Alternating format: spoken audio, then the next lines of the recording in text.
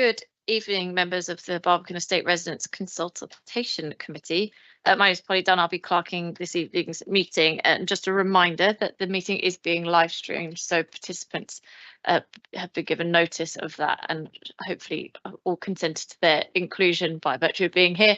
Any issues, do let me know. We can make redactions as necessary. Hopefully that won't be required, but I will hand over to the chair to open the meeting. Hello. Please let me know if you can't hear me. I'm afraid I'm a bit quieter than usual. I'm hoping the voice will carry on for the rest of the meeting. Welcome to the meeting. As we did last time, it'd be really helpful if you can introduce yourself the first time you speak. After that's fine. It's just so that people who listen afterwards know who said what. So we have a couple of changes to the committee members since the last meeting. Fiona Lean has resigned as a representative for Ben Jonson House. She's served on the committee for many years, so we're grateful for all that she's done. Dave Taylor has also resigned, although he's come along to check what we're up to, as representative for Gilbert House. Tam Pollard and Jason Simmons have taken those two roles. I'd also like to welcome Richard Setcham, who is online, but with his, we saw his face earlier. It's his first meeting as interim chair of the Climate and Zero Carbon Working Party. Apologies have been received from Andy Hope from Bretton House. We were expecting an alternate, but she doesn't appear to be here. Tam Pollard is actually online, which is good. Nicola Baker of Wallside is unwell, and Sandra Jenner is unwell as well,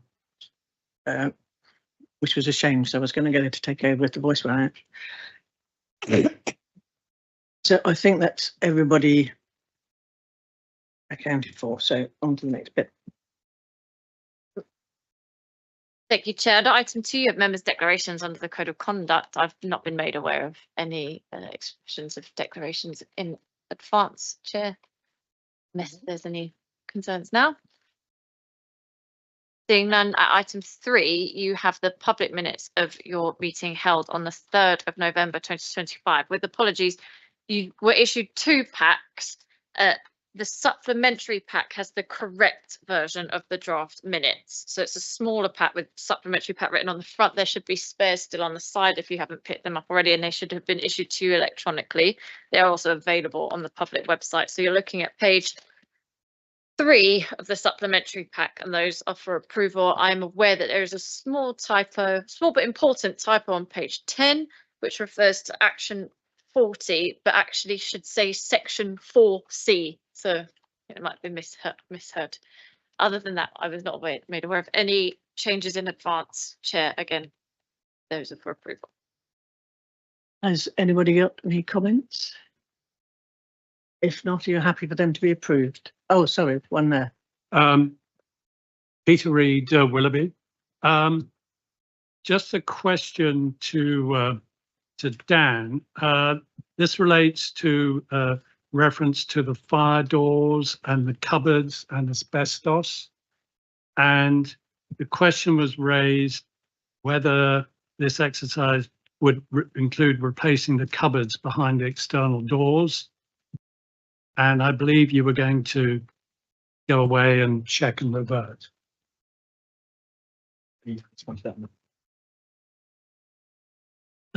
This was just to say if we're happy with the minutes at this stage. Oh, I'm sorry, but Yeah. this gives them the minutes. No, but are you comfortable with the contents of the minutes themselves?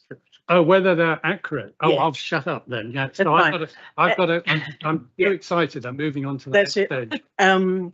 We have actions that come later in the meeting, Okay. which is a point to raise this, but I believe that it will be covered in the papers during the meeting, which is why we put the actions at the end. Otherwise, we end up talking about things twice. So that's great. The minutes are then approved. Thank you very much, Chair. Item 4, you have the annual review of terms of reference to the Barbican Residential Committee. Because it's marked for decision, ultimately this is a matter for the BRC and indeed the internal governance mechanisms at City Corporation. But in keeping with past precedents, your views as RCC members in terms of the terms of reference are sought. Just to make you aware, there is an ongoing, a housing governance review at the City Corporation, which is due to start no later than March 2026. So at this time, there is no proposed changes because it would be sort of somewhat precipitous and sort of duplication of work. So those are brought forward as they are. There's no plans that I'm aware of. It will go to your BRC meeting for discussion before it goes on to the Policy Resources Committee, which is responsible for the terms of reference and governance of the wider committees here at the City Corporation. So unless there are any comments or observations, just take that as approved, Chair, if you're happy. Thank you. Thank you very much. Then we have item 5, which is the service charge expenditure and income account, latest approved budget for 25-26 and original budget 26-27. This is for discussion on page 15 of your main pack. Thank you, Chair. Good evening, members. Welcome to the first meeting of 2026, and I hope everyone had a restful festive period and New Year. So this accounts paper represents some good and meaningful progress in how the budget is constructed and presented. Members should be assured that the core budget construction has been reviewed at a joint meeting of the Service Charge Working Party and Reporting Committee. I want to make it clear to members that the Appendix 4 is the formal construction of the budget as reviewed by those groups and is therefore the authoritative source for understanding how the budget has been built and where progress has been made. The tables above Appendix 4, particularly those relating to city risks and funding pots, are included for internal management purposes, and their role is to help officers manage, monitor and support corporation-wide outcomes, especially where budgets intersect across the organisation. A good example of this is city employee costs, where expenditure may sit in one area but is recharged or supported across several other areas of the organisation. And it's important to note that these tables do not replace or redefine the budget construction itself, and that again the authoritative source for this budget is Appendix 4, and that's where I draw members' attention. We recognise that presenting both elements together has the potential to cause confusion, and in future reviews we're going to look to either remove the internal management tables from the main papers altogether or display them in separate reports. But overall, we were pleased with an improvement in clarity. We're moving in the right direction. We still have refinements to make, but hopefully members can see that there is some improved granular detail and accountability within Appendix 4. I'm happy to take any questions. If I could start, actually, I think we're all very pleased with the extra detail that's come into this, but it may mean that you have more questions. I've actually been asked by Nicola Baker for Wallside to highlight that it refers to lessees and long lessees, whereas they're service charge payers. She also highlighted that it talks about feedback from leaseholders, and certainly Wallside haven't had the opportunity to give their feedback on the service. They also have repair charges, but although they don't think they're supposed to have them, but they seem to be in their service charge statements and accounts. And finally, she wants to be comfortable that nothing that is considered to be a major works will be charged to Wallside either. So if you can cover those off there. Yeah, thank you, Chair. So just for members' information, Wallside's collectively enfranchised, so they are the freeholders of their own apartments, and therefore their legal relationship is different to that of a long lessee. So within that, their apportionment construction is slightly different, and we've committed to an apportionment review for which some draft terms are now actually been constructed. But Nicola is right in her raising the point that they are not long leaseholders, they are service charge payers, and they are collectively enfranchised freeholders on the estate. So we'll take that away, and I can certainly do a bit of work on that with Nicola. And for the avoidance of doubt, no, they do not appear in any major works contributions, and that's because a good example of this is the roof. They just had a load of roof works done, and they paid for that themselves as a group because they've collectively enfranchised. It's not a project that was run by the corporation. Thank you. Questions? Stuart?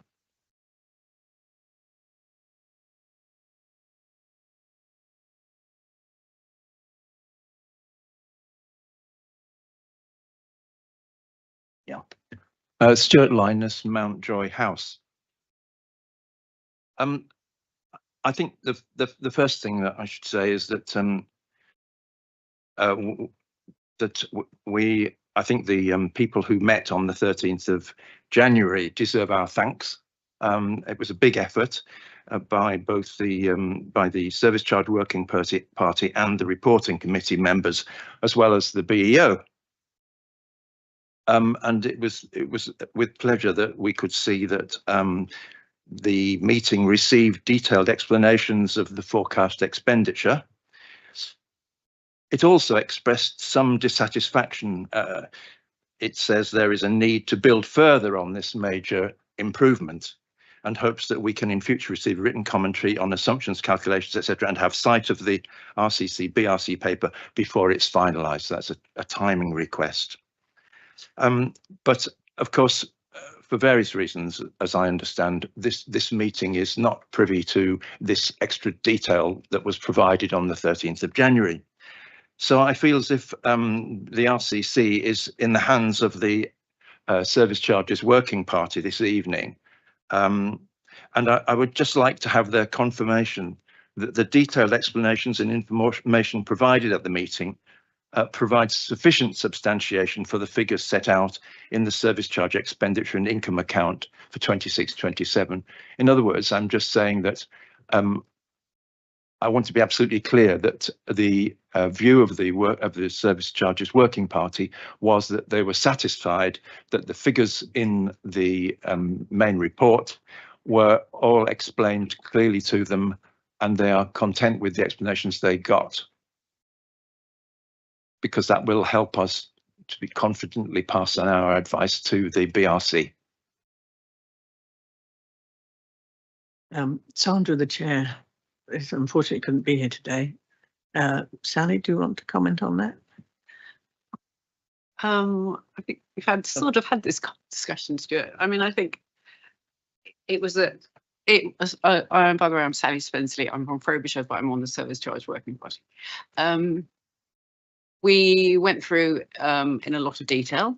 It is a budget, so it's estimates. So obviously we're not satisfied in the sense that they're actual numbers, but we're satisfied in the sense that they are good estimates as we feel it's possible to get at this point in time. There will be variations as the year proceeds. You've also seen we've asked for half-year numbers. I think that will hugely help us monitor as we go along, and then hopefully then next year the exercise will be even more accurate, more comprehensive. But I think it's fair to say, and others were here, like Fritz, that it was a good, detailed meeting, and we weren't left with lots of outstanding questions that we didn't think were answered. Thank you. Thank you, Sally. Hello, I'm Claire Hursty from Lambert Jones Muse. I have a question regarding page 16, where we're asked as a committee to authorise the Chamberlain to revise these budgets. And I just wondered if we had any understanding of the potential scale or nature of any revisions before we were asked to authorise those. Yeah, thanks, Claire. And that will be that'll be a BRC request, not a request that this committee is being asked to approve. But just to give some assurances around this term that we use, which is the latest approved budget. So the city uses this term quite a lot, and it relates to how they operate in other funding situations. Just to confirm that as we operate with the service charge budget, our adjustments are all done post year. So you'll know that by a matter of course in September we balance up and we send out either a balancing charge or a balancing credit. We try to avoid, where practically possible, making mid-year adjustments for the service charges because we are governed by the Landlord and Tenant Act, and that is quite clear on how we should be dealing with that. So it shouldn't be something that's necessarily affecting this budget too much, but it is something that the city, by matter of course, or the way it deals with budgets, does in terms of the formatting of city reports. David. Thank you. David Lawrence from Lauderdale. On page 23, you show the non-annually recurring items, which are usually the source of most concern for residents. My recollection last meeting was that the capital charges for lifts for this year would be about 880,000. Do you want to take us through why we're now saying 150,000? Yeah, absolutely, David. So the charges that are within this year's budget are based on £50,000 per tower, and that's for fees for the consultant to produce the specifications and tender the project. Due to things like the building safety regulator, there is no practical chance that that work will start and there'll be a commencement on site or an awarding of a contract until the next financial year. Therefore, we didn't want to bill leaseholders for that project knowing that it wouldn't start until the next financial year. So the budget that is in there is to carry out the preliminary work that needs to happen this year, and that will move forward, and it will move forward at pace. But there is no full scope project cost for replacements because no lift will be replaced until the next financial year at the earliest. Just as a supplementary to that, what are the likelihoods that there may be a building regulator problem with this? It's difficult for me to say. I'm not the building safety regulator. I would say my professional judgment is that it's probably a low risk project. And the reason I would say that is because we're not fundamentally making any structural changes or alterations. We're removing something that's already there and replacing or improving with another product. So we're not having to do any major structural work. So I would say it's a matter of satisfying the regulator that we're carrying that work out, in accordance with the Building Safety Act 2022, not going into a level of detail where we'll have to make structural alterations or things like that with the building. So I would say it sits at the lower end of the risk. But as I say, I'm not the regulator, so I can't say that that it won't cause some sort of delay or disruption. How long are low-level risks taking to be approved there? So they're not waiting the approvals on a risk basis. So it's still just that once you put your application in, you get into that timeline, which at the moment is looking between 10 and 14 months.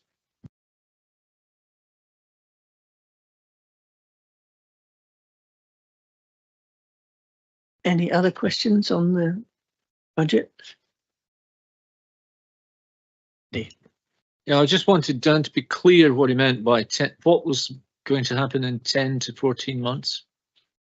So 10 to 14 months is the current wait time the building safety regulator has to approve works. Okay. Yeah, understood.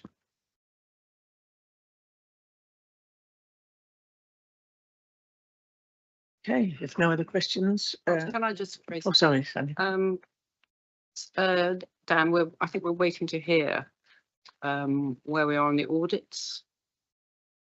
Yeah, absolutely, and we have actually a publication coming out with some more general accounting practice information soon as well. So we have scoped what we want to happen within the audit. We have approached a number of auditors to say, how does this sit with you? Is there anything as a professional auditor that you would include in this or take out? And then when that comes back, we will bring it back to the reporting committee to have a look at, and we'll decide a way forward. We're progressing that at pace. It's one of our priorities for this year, and we know it's something that this committee and certainly the Barbican Residential Committee is very keen to see.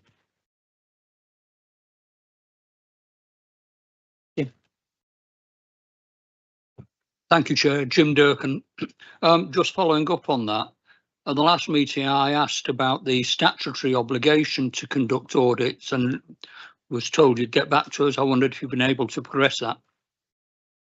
Yes, I have. I haven't got a specific line on the exact statutory requirements, but what I'll do, Jim, is post this meeting and within sort of 48 hours, I will send that to you on an email, if that's okay. Thank you.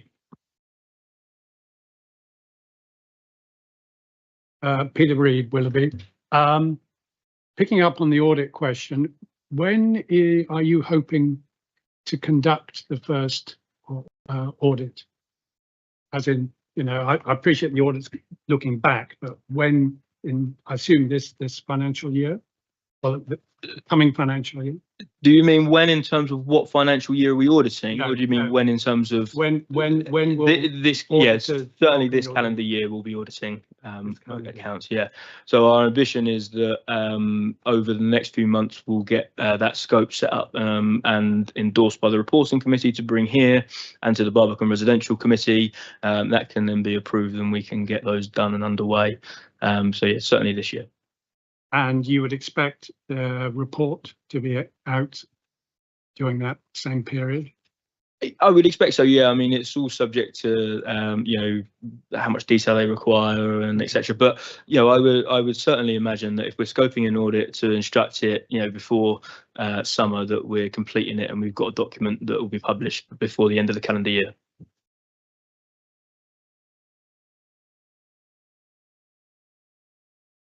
Thanks very much for that. That's great. Thank you, Chair. Thank you, members. Item 6 is a procurement review for discussion on page 25 of your main pack. I know that we have a number of people keen to speak on this, but carry on. Yeah.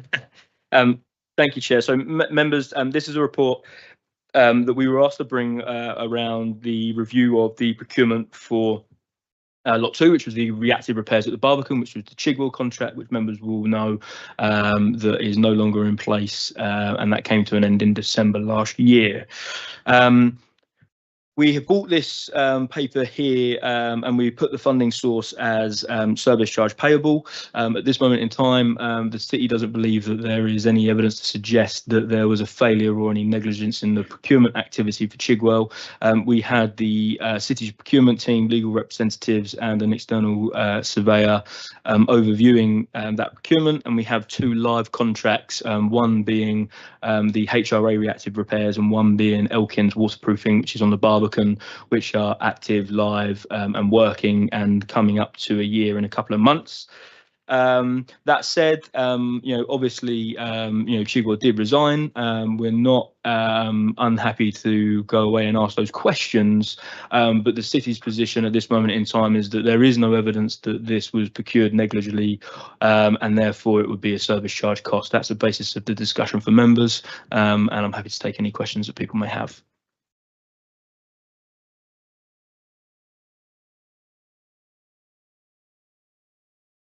We start at the end with Pauline.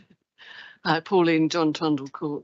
The first thing is I object. I don't agree with it at all, but I'm sure many other residents will offer reasons for that. But my main concern was back in the last meeting under item 4, you had said that we asked that you go and find out why Chigwell's decided to leave and why they were able to leave without any penalty. I mean, if you look at their website today, they brag about the £14.3 million contract with the City of London. They walked away from a £5.47 million repair and maintenance with the Barbican estate. However, they maintain an £8.84 million 5-year social housing contract with the City of London. I mean, basically, we want to know why they pulled out. I mean, this bit about was the city negligent? I find it hard that we would basically. I find that we could be charged £10,000 for them to know that they followed their procedures. So, but what did Chigwell say they pulled out for, and why were there no penalties incurred? And also, the city should be looking at how they could procure something and then it goes so horribly wrong. So their process is probably wrong. Not that they didn't follow it. They should be reviewing the actual procurement process. That's my opinion. Question. Yeah, okay. Jim, if that's okay. Thank you, Chair. Can I just pursue this a little? When Chigwell walked away, my understanding was that this committee asked why. It didn't suppose that it was a failure of the procurement process. It didn't identify a cause. What we were promised was there would be an independent inquiry to identify why Chigwell walked. What we've got is a much more limited inquiry. If it was a problem with the procurement process, what is offered here is fine. Suppose it isn't a problem with the procurement process. I have no idea because we have no data. But just to make it clear that I'm not totally kind of inventing questions, let me try. Is it the case that there was a real problem of feed through of data, either from the repairs desk or through Civica to Chigwell, which meant that they couldn't generate the amount of business that they wanted to, and that led to them walking away? I don't know, because we have no data. Is it that they, for whatever reason of their own, were unhappy about the working relationships that they had in terms of this contract, and they decided that they couldn't sustain them? I don't know. Like Pauline, I remain puzzled that they kept the HRA contract but ditched this one. And that, to me, suggests, but only gently, that there's something peculiar about the BEO part of this which led them to walk away. And in my view, what we are offered here will not actually resolve those questions. You may say, tough, but it isn't really, because if there is a problem with the feed through of data or with the relationships or anything else that I haven't the wit to imagine, and we don't identify it and fix it, there is no guarantee that we won't face this problem with another contractor on another occasion. And I think, I understand the reluctance to dig into the past, but I really do think sometimes you have to dig to understand what went wrong. And something clearly went wrong. A contractor who had been very keen, who'd signed up, took it on, and stayed with another city contract walks away. That should be raising really big question marks, and what's proposed here will not answer those questions. Is that Catherine Dixon? Hi, yeah, sorry, it's my first time here. I accidentally went to the 77th Republic of India event instead, so I'm sorry I'm late. I just wanted to provide a personal story that I think is relevant to what we're discussing right now. Me and my partner live in a studio flat in Bretton House. We've had a leak through our ceiling, which has destroyed the interior of our flat, every single room, causing sort of wall falling on our bed, mold, potential asbestos problems, but no one's ever confirmed whether that's actually a problem. But we've had this leak going on for a whole year now, or coming up to a year in February. And I have had many dealings with the Barbican Estate Office and with Chigwell, and they have not been successful in my view, and subsequently with Elkins when the change of contract happened. So over summer, I would call several times a week. The Barbican Estate Office frequently needed reminding that we had a leak. And whenever I called them, they were on a different page to Chigwell completely. We had people come around and assess the problem on multiple occasions, and the information just seemed to get lost every time. The case never progressed. And then, of course, when Chigwell left, everything got dropped and we were back at the bottom again. Work to fix the leak still hasn't begun, and it's nearly a year since. I don't know if this is particularly useful for what we're discussing, but it's just my own personal experience. Thank you for that. We'll take it off. Are we having a time? Sally has got his hand up online. Dan? Yes, thank you, Chair. I think my comments probably similarly to some of the ones we've already had, but I agree that it seems implausible that there hasn't been some kind of failure somewhere, and whether it's negligence or something else, we have to understand why this contract has failed. We have, over the next 3 or 4 years, a number of massive contracts coming up, whether it's the lifts, whether it's the roofs, you know, all these other sorts of very big contracts, and we cannot afford to have this scenario happen on some of those contracts. You know, we're already many years delayed on the tower lifts. You know, if we were to contract, go through building safety regulation, and then have a contractor walk away on that contract, it wouldn't be worth thinking about. So there needs to be an understanding of what's happened and why, and it's in the city's interests as much as it is in our interests as leaseholders to answer that question, because the city surely should not be happy with the situation where they have signed a £5 million contract that has fallen apart. They ought to want to understand why this has happened, and it shouldn't just be a case of, oh, we'll pay unless it's totally negligence. You know, there needs to be a much more pragmatic approach to that.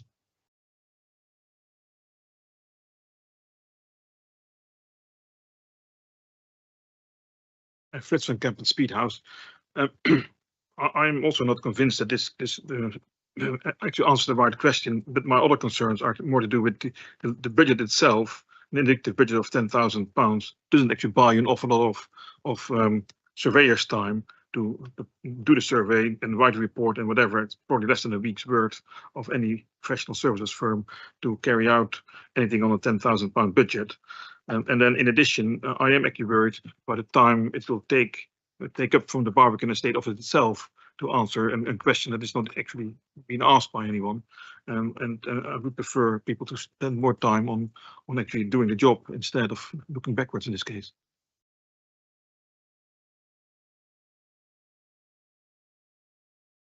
I confess to a degree of perplexity in this.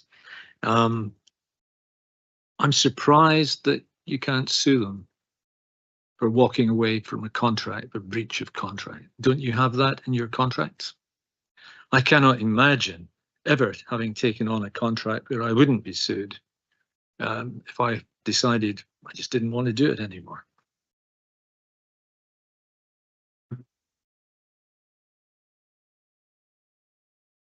Do you want to answer those and then come back with a couple more if you've got answers?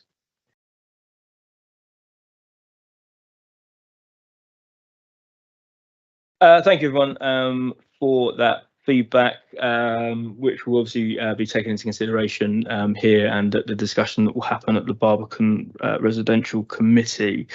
I think so. Chigwell resigned citing financial concerns. We know that, and we, as an office, disproved that theory that they gave us. So the contract that they entered into, they were to hit around £100,000 a month, and we were able to prove that they were hitting £100,000 a month in terms of orders raised. So we didn't think that that stacked up. Now, the HRA contract is a very different construction. HRA obviously responsible for the internal of the apartments as well. They were not a dedicated site-based workforce. They were a workforce that was out the back of a van. That's not a technical term. That's the way the contract was constructed. And so they are not directly comparable in terms of that. Jim, I understand the points you're raising about it not all being about a procurement point of view. You know, there's some more intangible things there around, you know, relationships, etc. You know, we had a very strained relationship towards the end with Chigwell for various reasons. They were demobilising. We were mobilising a new contractor. So, you know, I personally, you know, I don't think that there was much more, and I say this sincerely to this committee, than, you know, a contractor that decided that this contract wasn't for them and they didn't want to work with us anymore. Sometimes in, you know, commercial contract placement, that can happen. But that said, you know, there might be more to unpick. So I'm happy to take the points away, and obviously they'll be in consideration at the or if you've got more points, Chair, yeah, that's absolutely fine. But yeah, I think the other thing that I would say from a Barbican Estate Office perspective is this will take time and resources for us to engage in a process like this, and we will have to deprioritise another piece of work. So we'll have to come back to you with a paper that explains what work we're going to deprioritise so we can properly engage with this process. Because there's no way that we can do a review as described today and not have to pause or drop another piece of work for a period of time. So, sorry, Karen. Thank you. Just to come back to our resident at the end of the room who described unsatisfactory works, we'll pick that up separately and make sure that we respond to you. Thank you. So, I had an email from a resident who has suggested that we should try and discover why they resigned.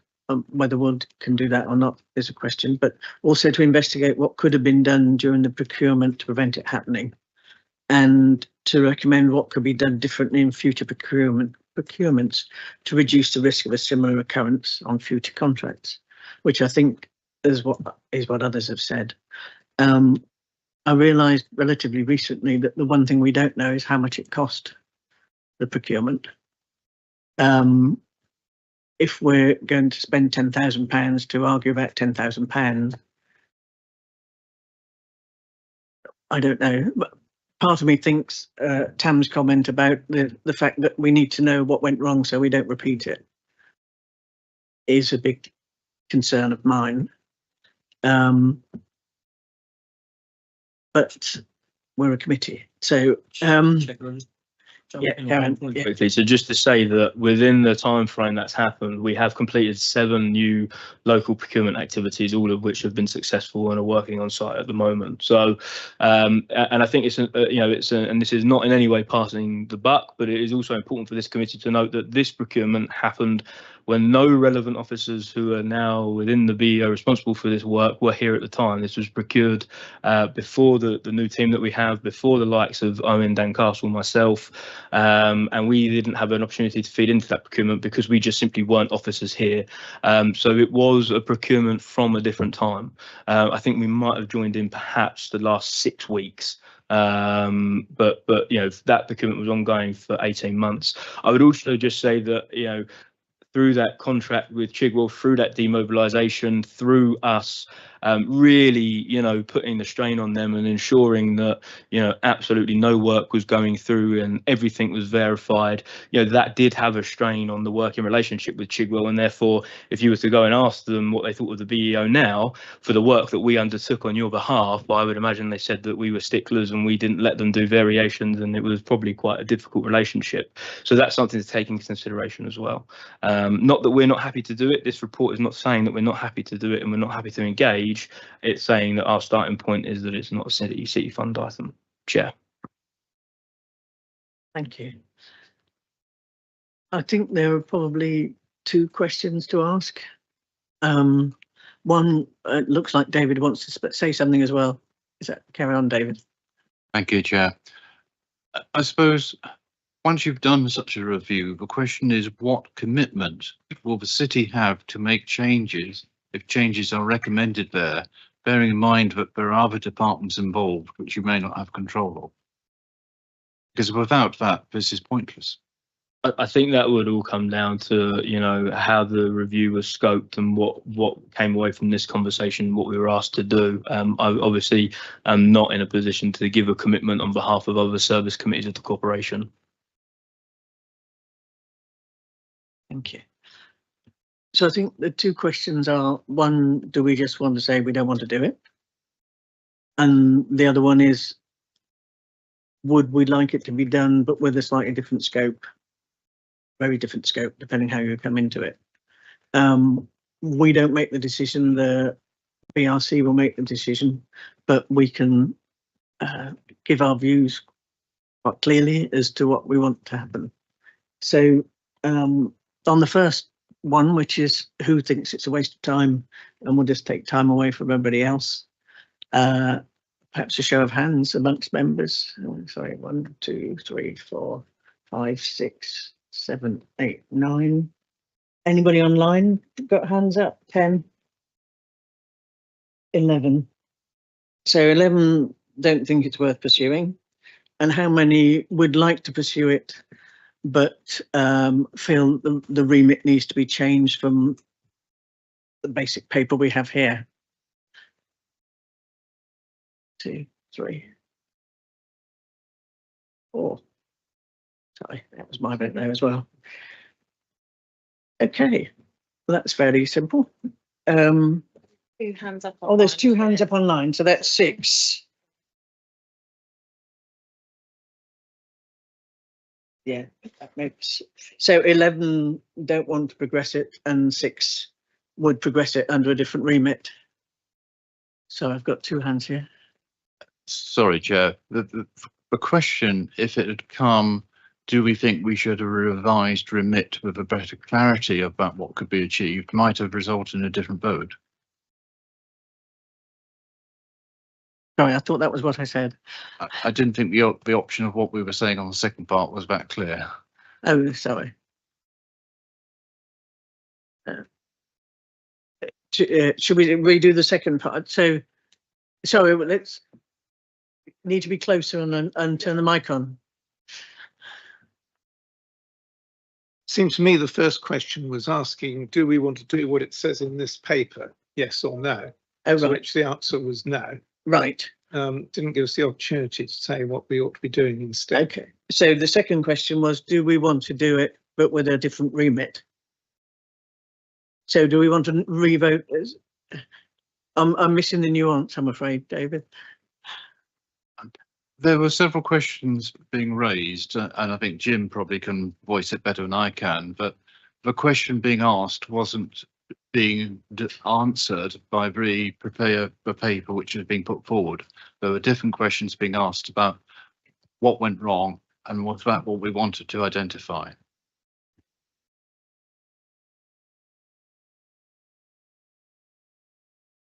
To change the remit to focus more on what could have been done during the procurement to prevent it happening, whether there are any other issues that are nothing to do with procurement that caused a problem. So widening the remit somewhat. So should we have another go at that vote if people didn't understand? I was trying, but so what's the committee's views on revisiting the remit and coming forward on that basis? So yes, all those in favour, stick your hands up. Oh, sorry, we want to ask a question, Karen. Sorry. Or a vote. It's a vote in the sense of, do we send it back and ask for a new remit? And if we had the remit right, would we be interested in having the review undertaken? Sorry to complicate things further, but I think the whole premise that the procurement was conducted appropriately in accordance with relevant legal and professional standards. I mean, my personal experience attests to it not being conducted in legal and professional standards. So I think the premise as well as the remit is off from my perspective. Sorry, I think there's just slightly conflating two issues there, Catherine. I think your experiences around the performance of the contractor in the Barbican Estate Office, which we've dialogued on recently. This is around the procurement of that contract, which happened 18 months before Chigwell were even here, not the performance of the contract, which are the issues that you're citing. Thank you for clarification. Unless, which Jim has said, is why they pulled out. So, so on that basis, who would be in favour of trying to progress in that direction? Sorry, take your microphone on. Could I ask a question? I asked this before. I mean, I find it hard to believe there wasn't a clause in the contract that prevented them from just walking away. Can probably answer that, Sandy. So through a series of discussions with Chigwell and with our procurement contractors and the Barbican Estate Office, it was decided that it was not going to be to the benefit of the corporation, Chigwell, or ultimately the residents and the leaseholders who are paying for this service to have a non-committed contractor for the next 4.5 years that did not want to be here. And so there was a mutual decision there that was made on the basis of Chigwell citing that they didn't want to be here, that meant that we didn't pursue the legal notice in that contract. So there was a contractual term. I would have to go away. I assume there was. I would have to go away, and I can specifically answer that question for you. But it wasn't exercised because those conversations in that vein were had, because we didn't want to carry on for 4.5 years with a contractor that did not want to be here. I would like to know the answer to that, because Chigwell walking away gives you no great problem, in a sense. It gives you loads of little problems. Every single job that they walked away from is a little problem. If a lift contractor walks away, well, that gives you a bloody great problem. So I would like to be sure that contractually our contracts are sufficient to ensure that we have some control over our subcontractors. Sandy, that's fine. As a general rule, I'm absolutely confident that that does happen as a matter of procurement, and I will come back to you with a formal note on that via the next Major Works Programme Board to let you know exactly what that is. But as I say, it wasn't exercised in this case because of those conversations. Understood. So I just like to be reassured on the contractual aspects. That's all. Sandy. So, sorry, is that Pauline question? Sorry, I'm still confused why we've even got this particular thing, because if you go back to the minutes from the previous meeting, point 4 had said Director reiterated BEO's commitment to undertake a review as to why Chigwell has taken a decision to exit the repairs and maintenance contract. So we did that, and that's been here to this committee. It was citing financial concerns, and we did the work that we said this. We're just saying the same thing again this evening, and now this whole thing about procurement has popped up, and this was a request of this committee. Maybe not in that particular action point, but it was a request of this committee to do this. Okay, fine.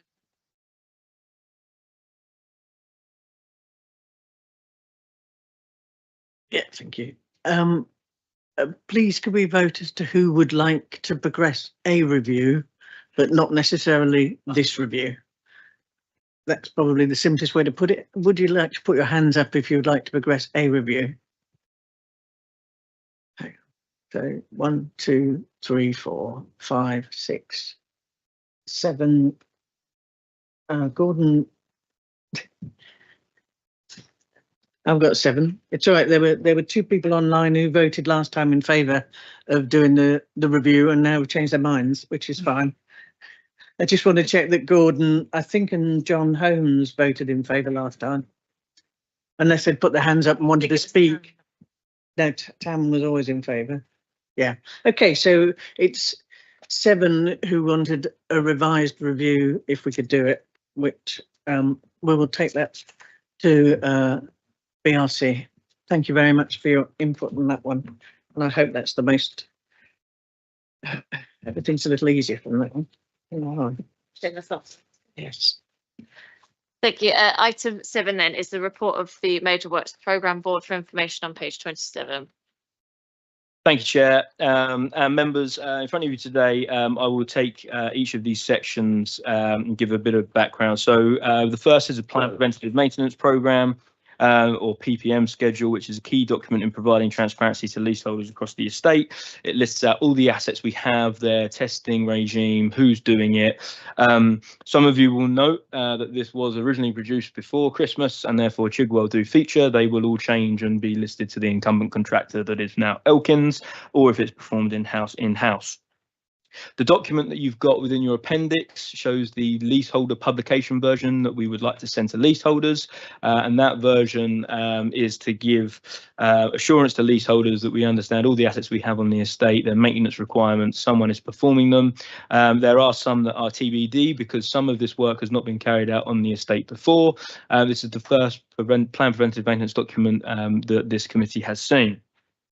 Next is the fire door project. Now, we've made some good progress on Lauderdale, Shakespeare and Cromwell. There's an appendix within this report that shows some of the designs, and we will have in Q1 this year, hopefully in February at some point, a mock-up door that will be coming to a town hall meeting that we'll be doing in St Giles, and then that door will go on rotation every 2 weeks in the lobbies of the 3 towers. I'm happy to take questions on that in a moment. We then have a report from the fire signage professionals. Now, members will be aware that fire signage regulations under the Building Safety Act and the RRO have changed over the past few years.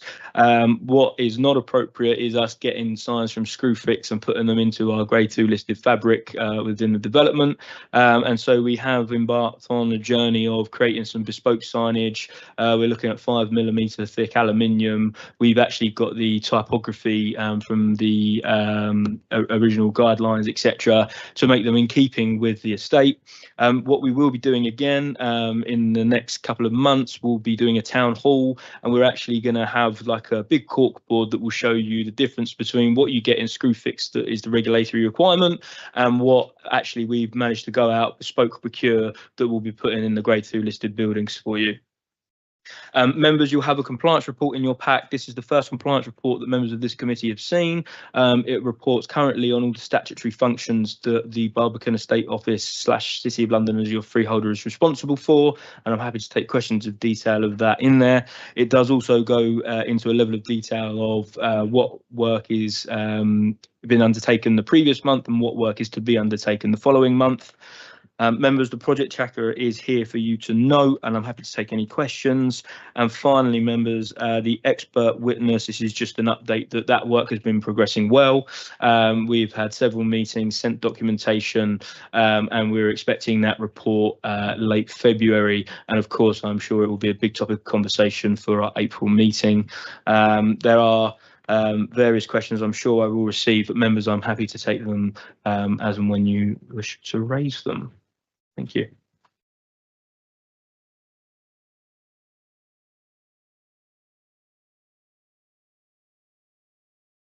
Tam.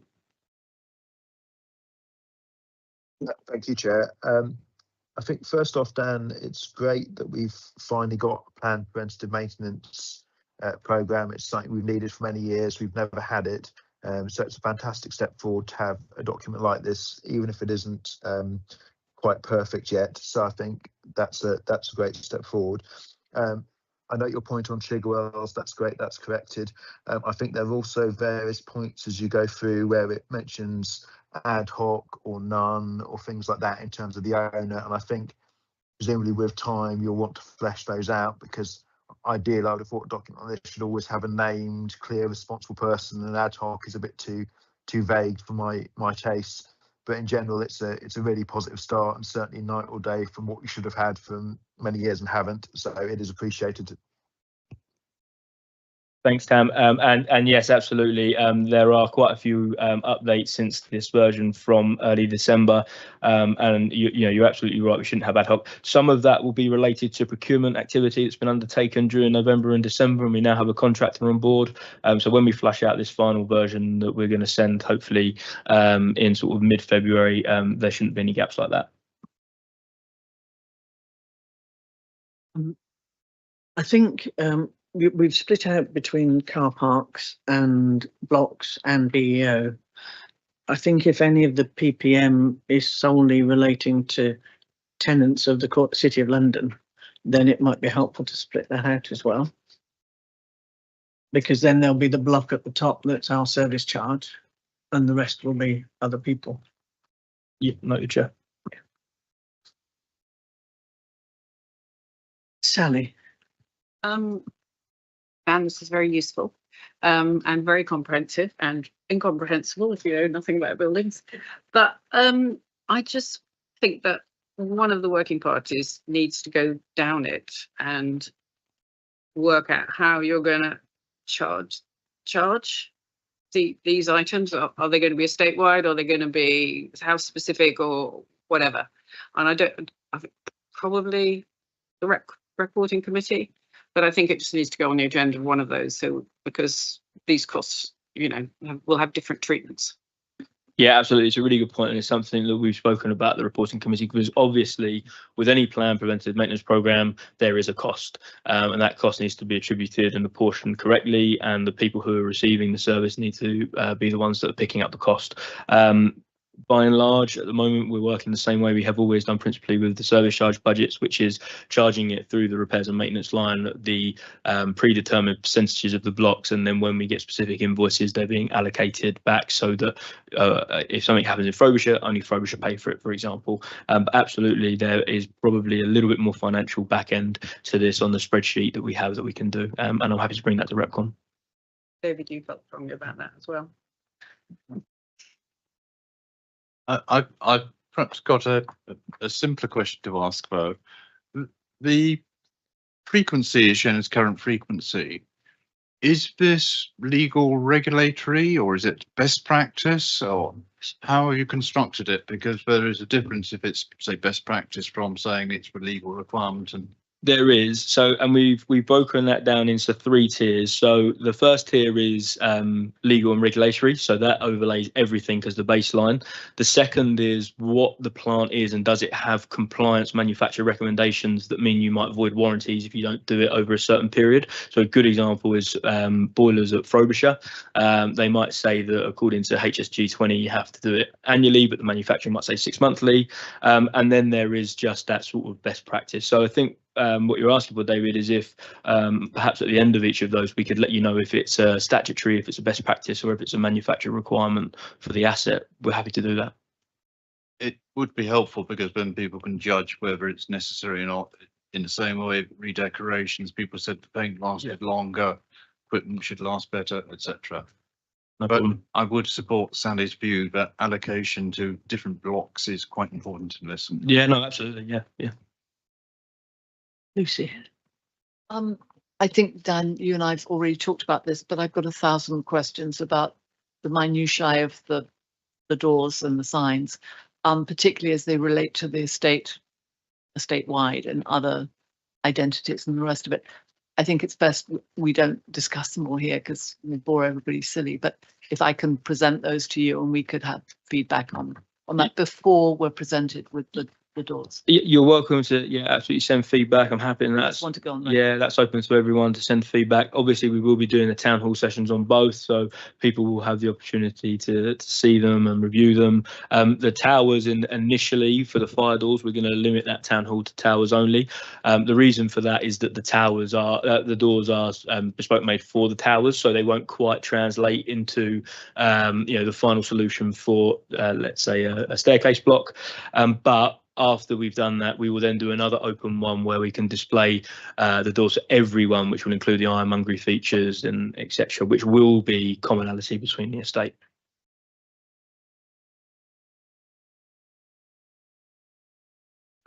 It's a minor point, just a request really. Where you use terms such as LOLER inspection or SAFED checks, I have no idea what they mean.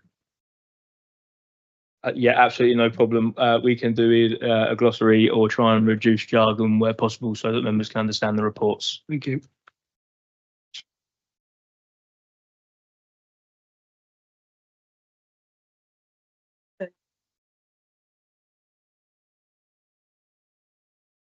I'm Robert Bexton from Seddon. Dan, I've got a question on item 7 on the programme, which is the fast track emergency lift modernisation. And a particular concern of the Seddon house group and myself is the ageing of the lifts in Seddon, and particularly lift 13, which is now out for 5 to 6 weeks. But I think the other 2 lifts don't look that good either. And we're really concerned about the need to accelerate the terrace lift or some terrace lifts alongside the programme of work that's going on for the tower lifts as well. I really don't want to be in a situation where we are going to have a situation where critical lifts are out, and 13th is a critical lift. And I think we really need to have a programme that's clear. And item 7 says the paper is to be brought forward, and the specific question is, when will it be brought forward? So the paper will be going to the Major Works Programme Board before the next RCC meeting, and it will come to the next RCC meeting, if not in full for its consideration, then at least for a full update of where we are. Just to give you an idea of the working practice at the moment, obviously, helpfully, we're going to do specification, tender and design for the tower lifts, and we think that it will be as an adjoin to that package to enhance our buying and bulk power in the market and make it a more attractive and hopefully cost efficient package, but B for speed and expedition. So we are working towards that, and we will be bringing a paper back to the next meeting. So just for clarity, you think you might combine it with the tower lift as a possibility? As a possibility, and it will be separate packages, but we'll deliver it at the same time.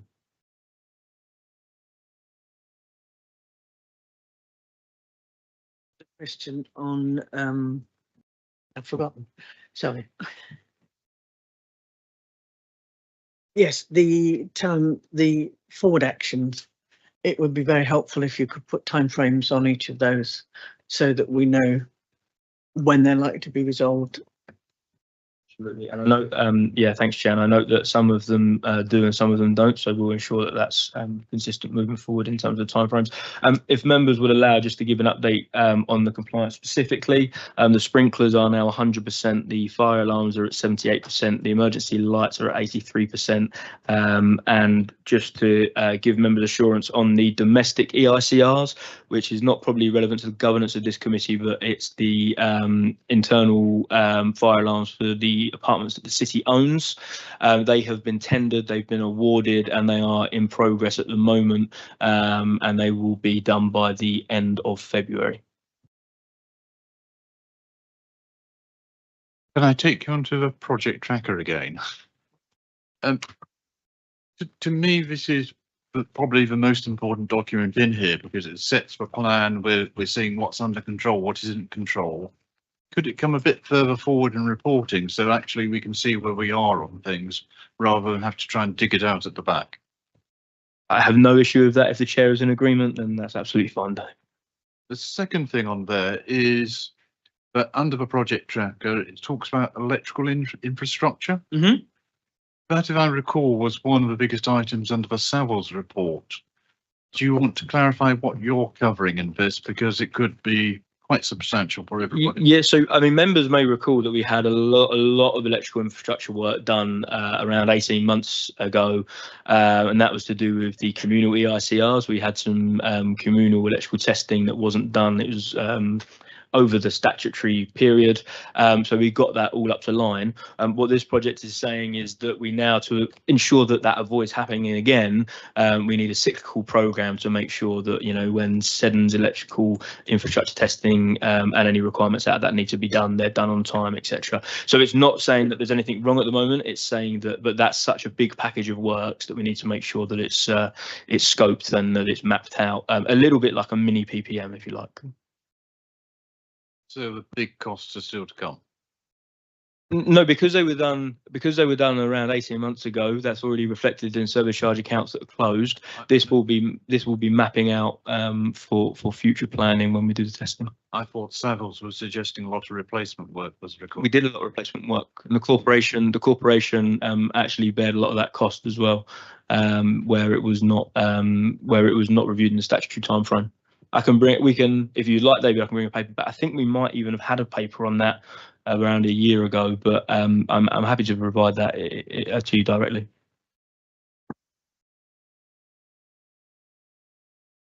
Tam, I see you've got your hand up. Yes, thank you, Chair. I had a couple of points. One was just to follow up on Robert's question about the interim lift project, and just to clarify whether that needed to go through building safety regulator approval like the tower lift are doing, and if so, do we think that will have the same sort of delay?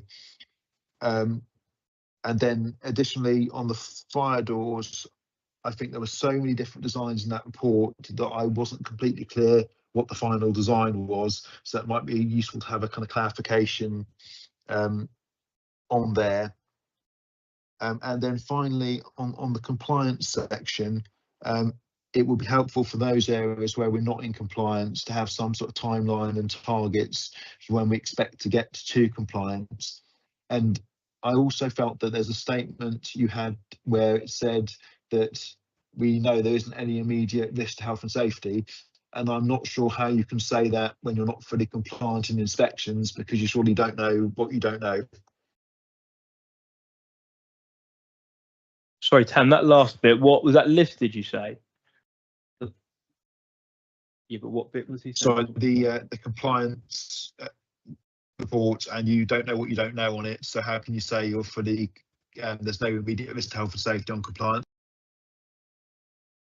Okay, Tam. On the final design, yes, I won't scramble back and try and refer to you to a particular page, but I'll send a note to the chair and all members of the committee on what that is. And again, there'll be some literature coming out very soon on that town hall meeting, which will obviously show you that final design and the door.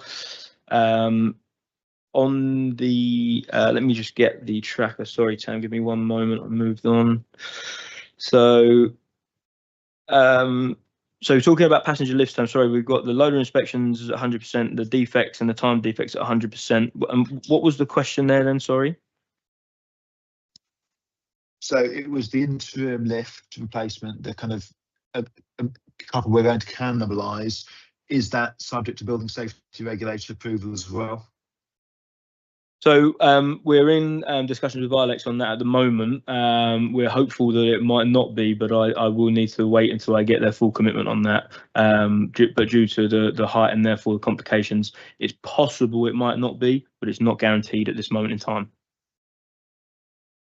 That's helpful. Then it might then be useful to have just a note on the tracker that we're clarifying that point, because obviously it's a substantial risk in terms of timeline for that project, isn't it? Yeah, no problem, Tam. Thank you.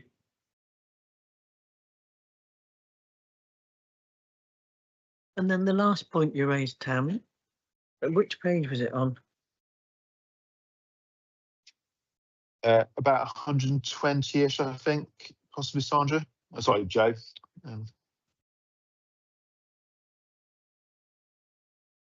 I'm seeing 100 on all lifts, so I'm confused. And was which particular So I can't remember which things weren't in compliance, but obviously there's a number of items that are not at 100% in terms of the compliance. But you said it's written somewhere that everything's okay, not. I think I understand what Tam's saying. I think Tam's saying that some of the testing or re-inspections are at 100%, but the action plans might not be. Tam, the way we differentiate with that is obviously if it's been inspected, then that is obviously if they're all inspected, they're 100%. But the action plans and what's born out of that is then separate, and that obviously until they are concluded, that generates a different percentage. Is that the point you're making, Tam? If not, I'm apologise, but I might be slightly lost. I'm happy to take it offline, Tam, if you think it's helpful for us to have a conversation. Yeah, completely gone. Oh, okay. So my network space spotter here, we might have to give up on that one. I'll patch in with you after the meeting, Tam, no problem. Thanks. Stuart. I was very pleased. Well, first of all, there's a huge. I'm quite pleased to see the huge proliferation of tables that are suddenly appearing, and I think that's perfectly normal, given the amount of work that's going ahead. And I'm very pleased to see that there's a project tracker, which is probably the level at which I'll pay most attention. I just wanted to ask a few questions about this, because it seems to me that it's important to have a project tracker that looks at the whole portfolio of projects and those which are parts of programs, the programs too. And I just wanted to ask you, on scope, is the idea that the scope of the tracker will include all non-recurrent and all non-recurrent work undertaken by the BEO? It will. Yeah, I mean, so what we have actually said at the Major Works Programme Board at our last meeting was that we really do need to define for this committee to agree what is a project and what is cyclical maintenance, because there is a big difference between replacing an asset and maintaining an asset. And I think we need to be really careful that we don't conflate the two and then have a bit of a mixed up tracker. So that specific piece of work, I think, will happen over the next meeting or two at the Major Works, and then hopefully that will give you very, a clarified answer that you can test and probe at the next meeting. Indeed. So when I say all non-recurrent, what everybody's looking at now is building work of one sort or another, or electromechanical stuff. But we have projects which are not of that nature. For example, I've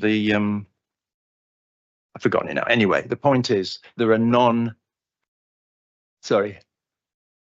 I think you're thinking about the Ambu project.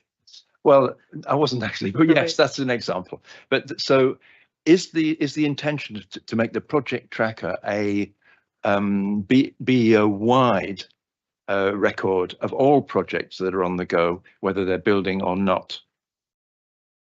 I think the distinction that we need to try and make is the Major Works Programme Board is looking at building infrastructure projects.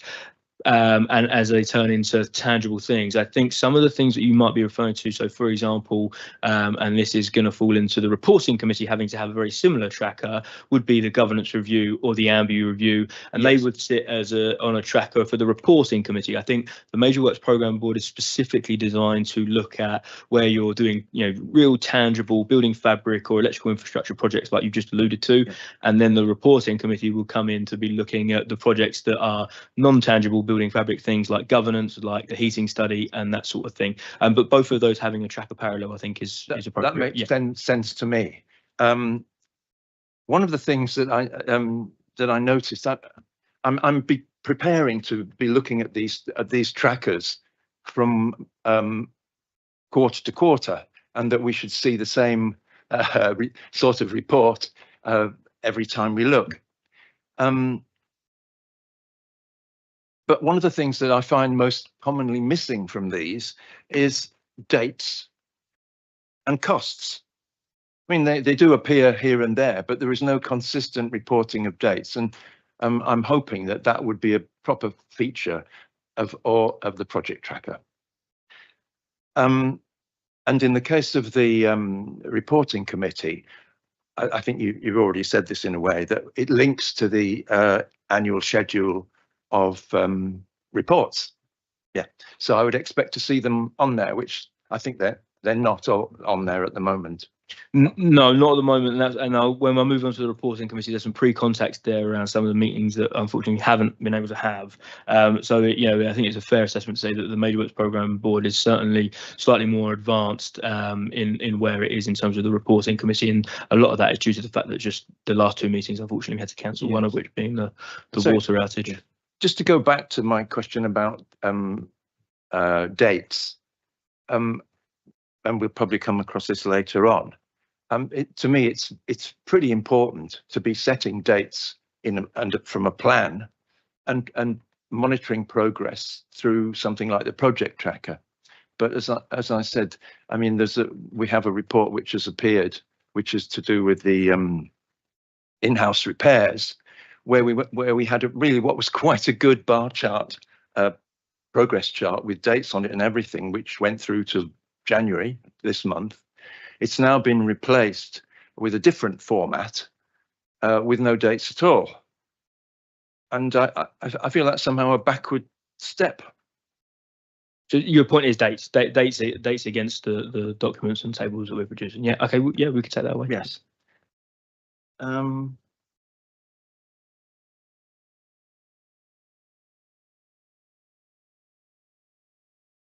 What I tried to do here was to compare the project tracker for November with the project tracker for January, and I can't understand why this has happened, but there seem to be quite a lot of projects that were on the November tracker that have disappeared in January, and it's not. I assume that quite a lot of that is completion, but I think we need to be able to see that rather than infer it. No problem. I'll review those side by side, and we'll make sure that there's an answer for why they've been removed, if they have been removed, yeah, and hopefully completed. I could send you a list of my comparisons. I mean, it may not be totally accurate. No, it's fine. Thank you. Yeah, it makes the point.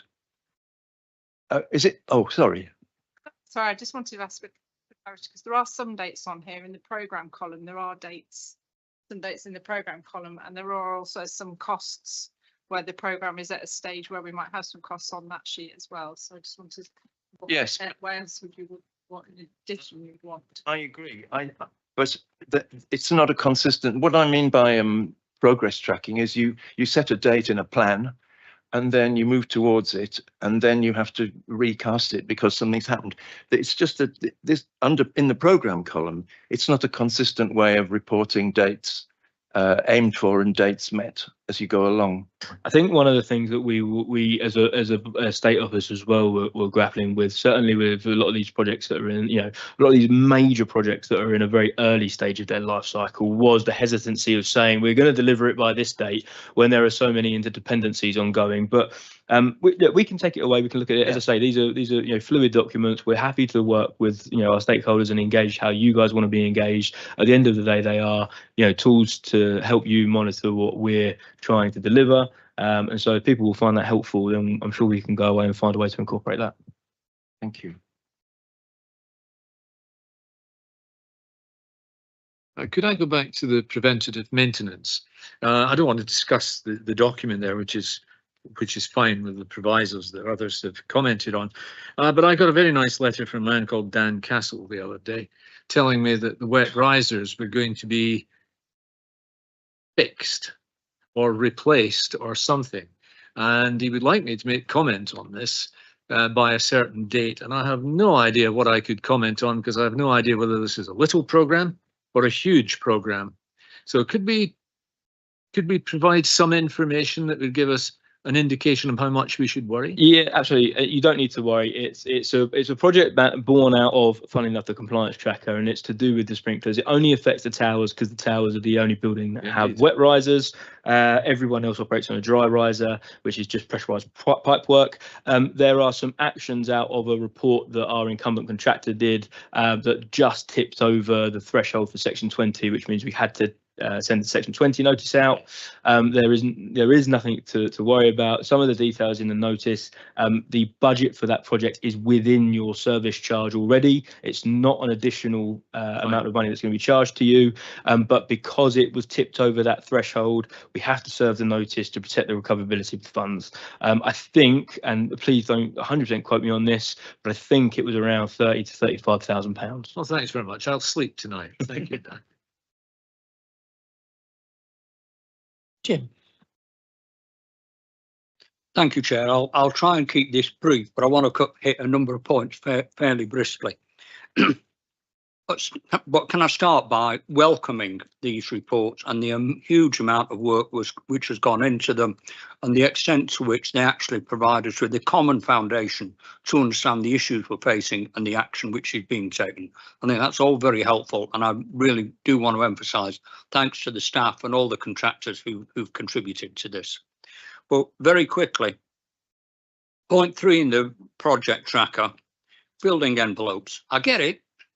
But what worries me about this is window and phase 1 roof and balcony contractor appoint by May 2027. If the contractor's appointed in May 2027, they will not start work in May 2027.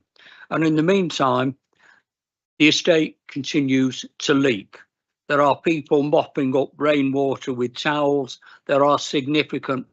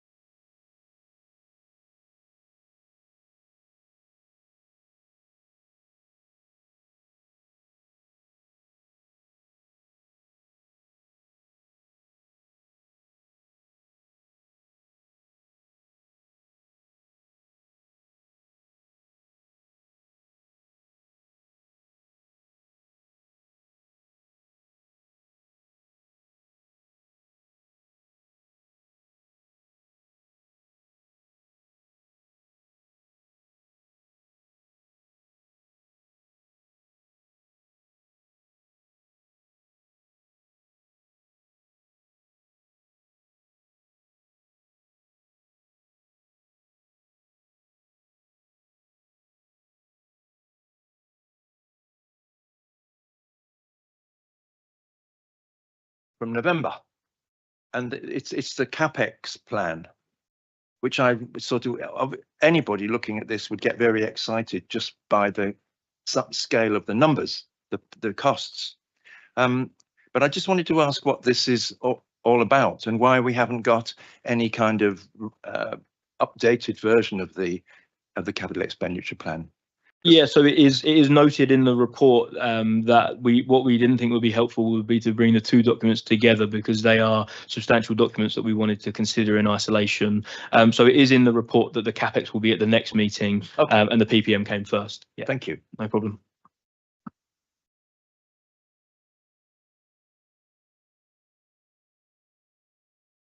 Online as well now. Yes, sorry, there was a completely unprompted forced restart of the devices, so people online briefly lost us, but I don't think for more than a few minutes. Chair, that was the item 7, the major works programme board. We now have the report of the reporting committee on page 129. Thank you, Chair. So on block inspections, we have a new proposed approach to house inspections, which was broadly supported at the reporting committee, and that is a variety of officers, not just individual officers, who will be coming to review your blocks with your house groups. The reason for that is we believe that the property services team, the resident services team, and indeed myself, all need to have a hand in looking at these buildings through various different lenses. The resident services department from a cleaning and staffing perspective, the property services department from a repairs perspective and from a building fabric perspective. And what we want to do is we want to ensure that we're capturing all of that. So you'll see in the appendix that we've got a list of officers and a list of dates. They are proposed every 8 weeks instead of every 6 weeks, but the quality of that inspection and the variety of what you'll get will be enhanced. So that's a step change that we're hoping members will endorse today. We have put the dates of the reporting committee and the major works programme boards in here for members just to see, so you can know when we're meeting. And shortly the minutes and papers will be published on the corporation website, much like these papers are published, so that you can see those when you want to as well.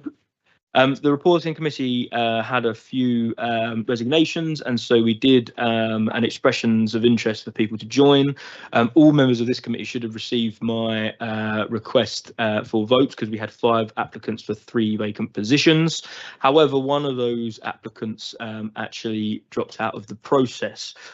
We then had a conversation, and as a group decided that rather than single out one person to not join, we had 4 very good candidates that brought very different skill sets, and that actually, if it was subject to the discretion and endorsement of this committee, that allowing all 4 of those people to join would actually be of benefit and enhance the work that we're trying to do.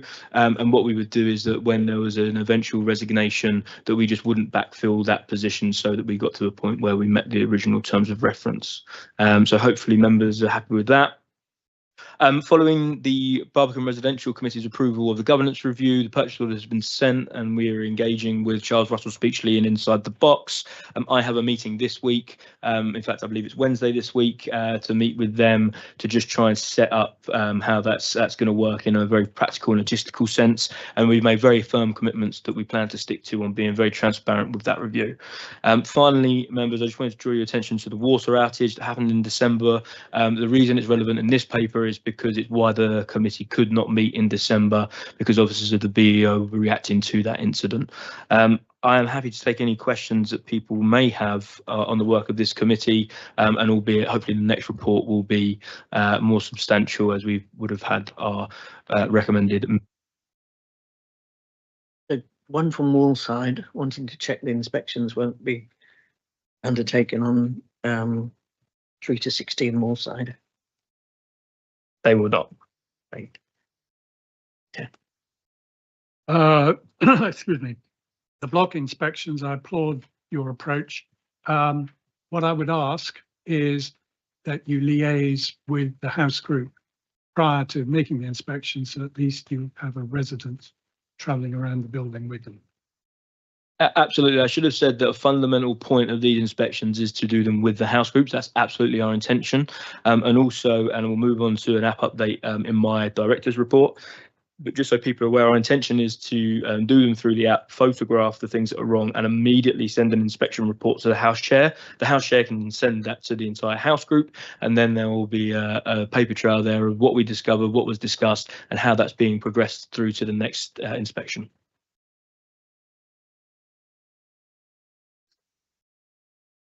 So we haven't actually decided that yet. A conversation, a very office conversation that we had yesterday was it might be appropriate to align this with the financial year, like we've been trying to align everything else. And so week 1 would be April 1st. Yeah. That likely to happen.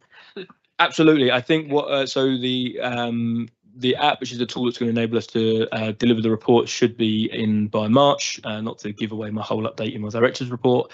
And so there's no reason that we won't be ready and mobilised for the 1st of April. So attending house group meetings, is that something that will work in parallel to this, or is so yeah, my officers have attended a lot of AGMs this year, and we're very happy to attend AGMs. I am conscious that given the volume of houses, it's probably not practical for us to be at all evening meetings. And so I would ask that houses are mindful of the fact that, if there is a particular reason you need a member of the Barbican Estate Office, we're always happy to come. And if it's AGM, we are happy to come. But for general house group meetings, if they're happening out of hours, there is a real demand pressure there on my staff, and I dare say that we want to balance that with our social lives.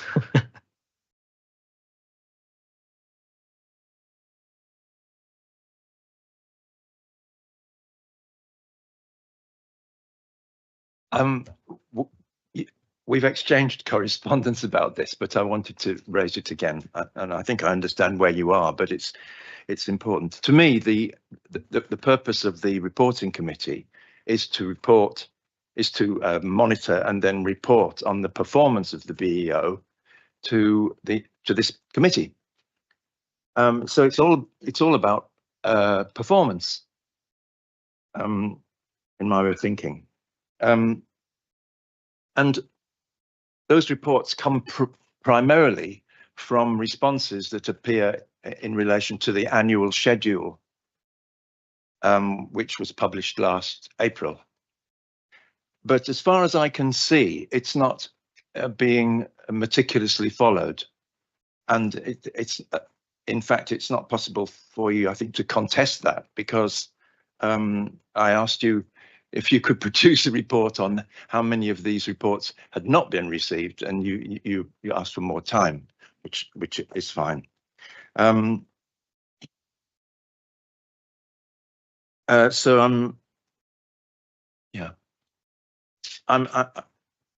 I'm looking forward to that, and I think it's come out of what we've talked about today, that there are things which are not even on the annual reporting schedule that need to appear, and it won't make the reporting committee's work any easier. But I think that's what it's all about, essentially.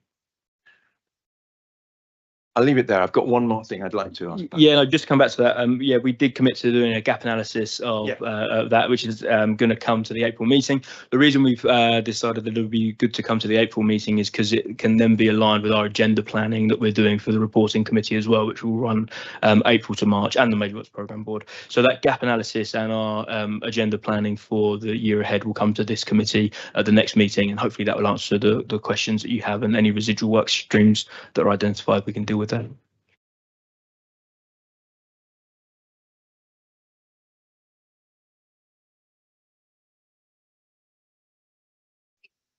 Oh, sorry. Sorry. I wanted to come back on a different point before we move on to the next, if that's okay. Yes.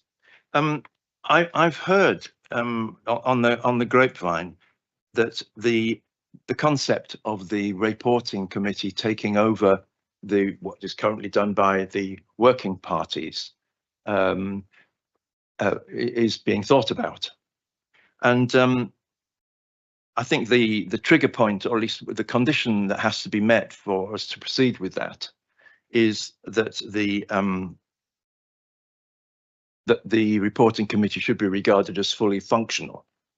And I would just say that until we get a better feeling for how you're doing on the annual schedule, I'm not sure that it is fully functional. But I'm also concerned about the proposal in general, and how it will happen. What will be the process for taking this decision? I have a feeling we discussed this at the last meeting, I think, if not the one before. And we ended up doing joint meetings as Service Charge Working Party. I don't think the reporting committee has to be fully functional to take on a particular working party's work. So in this, say, the budget, the Service Charge Working Party and RepCom reviewed that together with the view that RepCom will then take forward progress against that budget, whilst the Service Charge Working Party will just finish off anything to do with the previous. Mm-hmm. So there is a clear division of duties in that you get to one point and then RepCom will take over. And whilst I agree that RepCom haven't yet got the performance statistics and KPIs sorted out, that is on the agenda to be worked on. And then when that's at the point where it can be up and running, then you would talk to the service level working party and work out when that work can transfer across. And if at any point it gets that the reporting committee is considering that this is actually too much work for one committee, then we can always stop and think about it. Yes. Are you saying that that is not imminent then? I think that's fair, yes. Yes, because to my mind, it leads back to the same place that we often go, which is the oncoming governance review, where it could be discussed. Yeah. Thank you.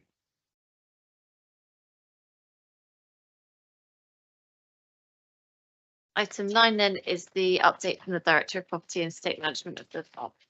Thank you, Chair. I will go through these one by one. I'm happy to take questions at the end. So building safety cases, for members that might not be aware, in 2022, the Building Safety Act came into play, and there was a condition that we had to have what's called a building safety case, which demonstrates that you're managing golden thread for high risk buildings. All of our buildings, with the exception of houses on this estate, are classified as high risk. That's due to height and occupation as defined in the Act. In October 2024, the building safety regulator called in the three towers, Cromwell, Lauderdale and Shakespeare, and they asked us to provide the building safety case, which we did within the statutory deadline of 28 days. We then didn't hear from the regulator for around 6 months, and then they came to us with a raft of supplementary questions, to which we were given a 7-day statutory deadline, and again we complied with that statutory deadline. Then ensued probably around 8 months of positive ongoing dialogue with our case handler at the building safety regulator, primarily focusing on matters of structure, because the Building Safety Act focuses on fire and structure as well. We have done a considerable amount of work in this sphere. We should find out next week whether we get our building assessment certificates, which is a pass or fail certificate that the building safety regulator awards if your building has met the criteria for how it's managed under the Building Safety Act. Our conversations and dialogue have been very positive with the regulator, and we are cautiously optimistic around where we are to date. The next point is around the Barbican app. Curtis, who's joined, has been doing some great work developing this, and we have got a pilot ready to launch at Thomas More House in the next week or two, and we have got the names from the House Chair for that pilot as well, which is fantastic. Around a month later, we plan to roll out the app to the entire estate. We're really excited about the app. We really see that it's going to be a useful tool for us for monitoring trends, for being able to have accountability when residents raise repair tickets, and so it's going to be a really constructive tool for us. It's also going to be a great user face for residents as well. We then have a car park review and this should say feasibility study, not options appraisal. What we're going to do with the car parks is we're going to look at all of the car parks in a holistic manner. We're going to monitor financial performance. We're going to look at utilisation, and we're going to see exactly what is possible to be unlocked or not within those spaces. We're going to do that externally, and we're going to get that done in objective facts. It's not to create any proposals. It's just an objective review so that we fully understand the current status of our car parks. We touched upon the redecoration project earlier and the full wash up. That will be coming to the next committee meeting. Colleagues have done a great amount of work on that, particularly Shruti around the finance. We've had to go through a lot of historic data. Members will be aware that contract was awarded nearly 6 years ago and only ended in May last year, sorry. Our building envelope strategic approach. So we have made the shift to building envelope, which is to deliver wind and watertight homes, and that's to have a holistic approach to the management of those buildings. So that's roofs, drainage, windows, etc. We continue to develop work on that. And bring updates to the Major Works Programme Board. And then finally, the AMBU heating review, the AMBU heating review. We have had really good dialogue and an interim presentation from AMBU. We're hoping that we're going to have the finished project back around April time, and it will be coming to the next meeting in the summer for the RCC and the BRC to review. And then finally, the repairs and maintenance in-house. So we've given some updates here on where we are, what we've got left to do. On the appendix, the R&M tracker, you can see on the printout, unfortunately, it's not colour, but on the online version, you'll see green, white and blue. Green is completed, blue is in progress, and white is yet to be started. And you can see all the all the processes and steps we're going through to successfully bring that service in-house later this year.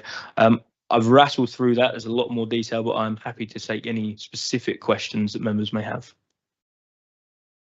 I'm a broken record, but could we just see the word bicycles somewhere under the car parks in any formulate?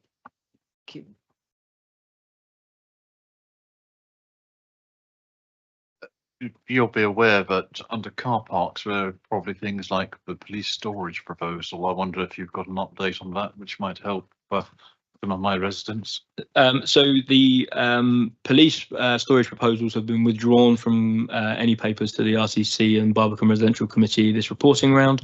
We're working with colleagues in City Surveyors and City of London Police to work through that, and we will, of course, when appropriate, bring an update back to this committee. But as all I can say at this moment in time is that the papers have been withdrawn, and there are no papers going to the BRC in 3 weeks. There's been a request for timings, dates on the phases for the in-house transfer. Can I just remind the committee that in terms of internal redecorations, we and Willoughby have had an outstanding complaint now for at least a year. So we don't want it dropped off the items reported. I think what's really important to note on that is obviously Willoughby are not in isolation or problems with that redecoration programme. We know there are problems across the board. This is why we've taken this strategic approach across all houses, because for us to put resource into trying to firefight that house by house by house is going to be really difficult and time consuming. That's why we've come together and we're looking at a holistic and strategic approach to try and ensure that we can get a solution there that is right for everyone. In no way are your concerns lost, the same as, I know there's concerns, Andrew, that, many of the buildings here. And so, the only way for the BEO to do that in a way that was, going to come up with, proper results and a proper review was to do it on a holistic basis. So they're not lost, and they will be within that report for all the houses that have filed complaints before.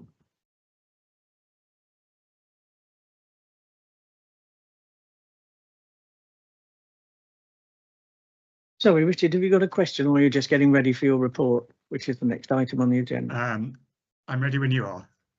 Okay. Any other questions on Dan? Catherine? Hi. On the repairs and maintenance, bringing that in-house, I just wanted to say, I don't know how you're going to do this, but to make sure that if there are outstanding concerns, that they don't get dropped while the demobilisation and mobilisation activities are going on. I think particularly the Chigwell to Elkins experience for us was really quite poor. So just to make sure that doesn't happen again. Yeah, fair comment. I think it is in there, but with the time, but putting dates and times against this stuff as well, hopefully make that really come to life. But yeah, fair point, and I'll make sure that it's included. I just wanted to clarify the redecoration project. Is that external and internal debts? It's the entire project, yes, both internal and external. Yeah. All right. Yeah. So So what we've done to give the committee a little bit more context quickly. We have various house groups with various different complaints. A lot of it around scope, cost, workmanship. The ability to do walk rounds with clerk of works, reports signed off, all of this stuff that we're aware of, and we have it from different houses on varying different levels. But you can probably guarantee that most houses have a gripe somewhere with the project and the way it was run. And so the reason that we've consolidated this all into one piece of work is because for us to do it this way, it's a bigger piece of work that will take a longer amount of time, but not compared to us doing it for you and then moving to PCL and then moving. We have to try and come up with an approach that is going to be measurable against the challenge that we face. But there is there's an acknowledgement there certainly that there are some lessons to be learned and some things that need to be put right from that project, and that's the report that will come to this committee in April. I think it's it.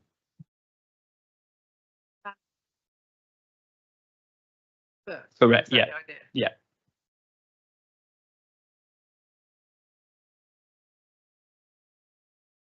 I think, in which case we move to your various working parties report. First, you have item 10A, the climate and zero carbon report on pages 159 of your first main pack. Richard. Thank you, Chair. I'm Richard Setcham from Shakespeare Tower, and I chair the Climate and Zero Carbon Working Party. And I would just like to focus on the Ambuy heating review, if I may, as Dan has already made reference to it. When Ambuy pitched for the work, they made the point that user engagement is critical to the development of successful strategies. Very reassuring. Accordingly, since the Climate Working Party was formed in November, we've been getting ourselves ready to provide informed response and challenge to the Ambuy project team. But there hasn't been engagement so far. We would like Ambuy to engage sooner rather than later, and before papers come to RCC and BRC in April. And the request simply is that we would welcome any help to achieve that. Just a couple of points there. So the Ambuy report won't be coming to this committee until the one after April at the earliest, because the actual study isn't due to finish until April. Of course, absolutely, us and Ambuy have to engage with the working party before that report is issued and have a look at that. That's not a problem. But as I say, it won't be coming here to April. It's coming here in the summer because the study doesn't finish until April. Okay. Anybody got any questions for Richard? Thank you very much for your clear report. Good, thank you. Moving then to your next item 10B, which is your service charge working party report. This is in your supplementary pack starting at page 15. Has anybody got any questions on that report? Member of the Service Charge Working Party will try and answer them for you.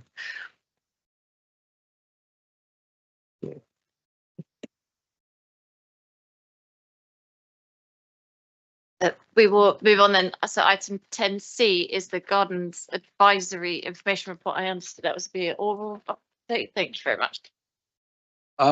Very briefly, Chair. Gardens Advisory Group has not met between the last meeting and this meeting, as it's only a 2-month gap, and you may have noticed, but it's winter out there. The gardens aren't going a long way. But we do have a full programme of meetings scheduled quarter by quarter for the remainder of the year. We have the inspection scheduled for March. I've notified all the dates to Curtis, who's taken over the role in the BO of working with us. Hopefully he's going to be able to join us for at least one of the rounds of inspections. So all of that is in place, and we're looking forward to the year coming forward. I think we're handing straight back for the service level agreements on page 17 of the supplementary pack. Thank you. Back to me again. I was sitting here, and there's a kind of odd disconnect, I almost think, because so much of this meeting has been looking forward, talking about what we're going to do, what the plans are, how we're going to, which is absolutely what we need. Service level, however, is about current service delivery. And in part, I can measure it by the things people don't complain about. And there's a lot of that. I mean, let me be clear. There are a lot of things in the Barbican people don't complain about. Can't remember the last time, if ever, I had a complaint about the car park attendants or the collection of rubbish on a daily basis from the flats. There are things which just work. And because they work, we tend not to pay any attention. But that's a bit unfair. And I would like to call out how well those services work and how much appreciated they are by residents. But of course, we tend to look then for the things which are not working quite so well. And there are those. It's not, the repair data continues to cause anxiety, and it reflects, I think, the expectation or the failure of expectations for many people across the estate. Repairs are not done, they're not done quickly enough. When they're done, they don't necessarily work. And we don't have enough data.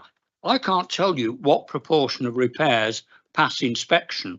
In fact, I can't even tell you what proportion of repairs are inspected. And yet I'd say, if we're actually serious about service level, we need to know that. What's the inspection routine? How many are checked? Don't know.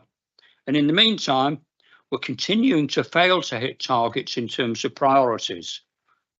Urgent repairs are not getting done within the 24 hours we allow, let alone the 4 hours that the corporation on its website proclaims for the Barbican estate. I'm not pushing the 4 hours, that may be a bit tight, but I do think urgent repairs need to get tackled within 24. For anyone who was at the town hall meeting a couple of weeks ago, you may have noticed there was a question about a failure of lights on a staircase in Thomas More House. It had been reported in November, been reported in December. It was reported again in January. It got fixed when I took it up, and it got fixed the next day. But can I just emphasise why it matters? The staircase blocks aren't the same as corridor blocks. If the lights go out, residents are in darkness. All we need is one person to trip and fall, and at that point we've got a major calamity, not least for the person involved.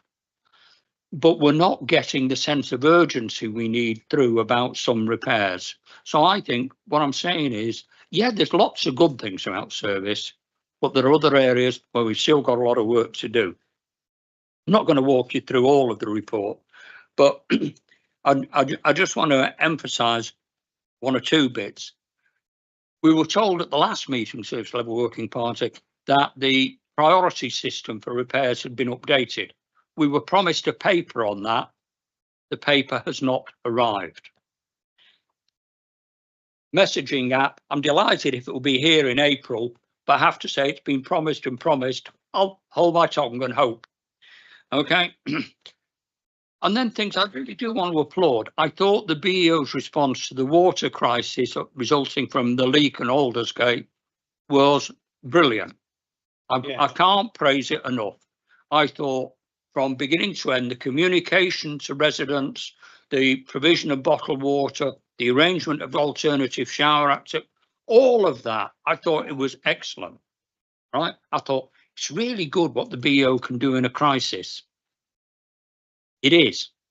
But what I would ask the BO to think about is to treat an occasion when a lift fails on a staircase block as a crisis. Because for the people living on that staircase, if you've got small kids, if you're elderly, if you've got restricted mobility, this is a crisis. And I'd say, you've got a great plan for dealing with the big items. Can we have a scaled down but effective plan for dealing with the small crises that occur?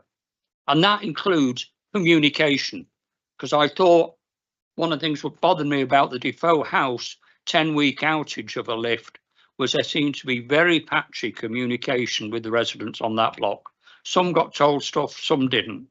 It's not good enough. The communication has to go to everybody involved. So I want to praise the great work over the water crisis, but I have to say we need to take some of that into the other bits which occur, and I hope that will do.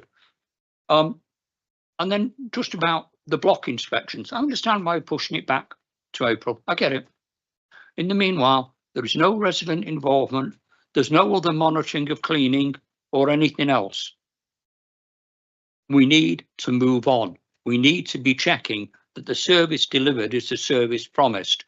And then, even if it is a service promised, we need to check, is that the service we actually require these days? All right? But, I'm aware there were improvements from last time. The working party was keen to acknowledge the improvements and the work which officers had put into improving the data available. So thank you for that. Just to come back on one point, thank you for that, Jim. And there was a lot, so I won't come back on everything, but just one point, which was although the block inspections with the house groups aren't happening, the inspections are happening by officers who are doing them for some of our statutory reasons, which include the monitoring of cleaning, etc. as well. Not where we want to be, but just so members have assurance that some form of inspection does happen. Thank you.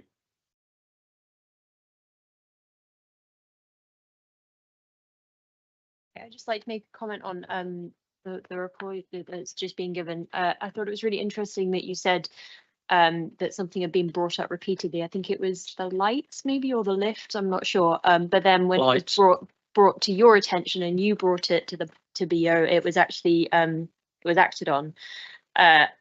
With our leak, I contacted so many people repeatedly, sometimes calling several times a day. I was ignored for months and months and months. And it was only after I brought it to the AGM and mentioned it in front of many other residents who have a bit more power and sway than I do that it was acted on very swiftly the next day. And when I say acted on, they haven't actually started fixing it, but tarpaulin was put up to prevent any further water coming into our flat, which could have been done a year ago.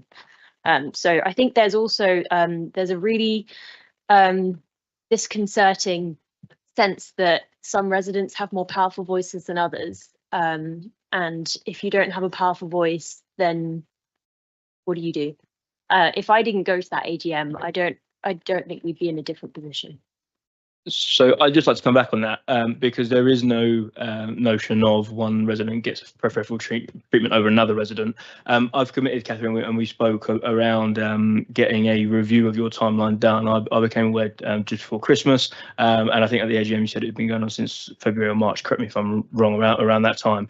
And that review is underway, and I've said that we'll get that reviewed and back this week as part of that formal complaint response.